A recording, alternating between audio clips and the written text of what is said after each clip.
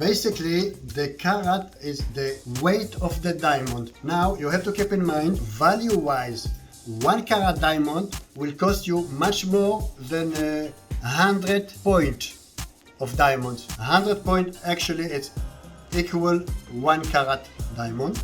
So always keep in mind, carat size, as bigger as the single stone, the value is more expensive. So don't expect to say, I bought ring, semi-eternity with 5 stone of 20 point, and why it cost me $2,000 and why the 1 carat cost me $7,000 the same quality. As bigger the single stone, the price is going up, the value going up. So that's it, the balance between the size of the stone, the weight of the stone, and the price. Dr. Diamond.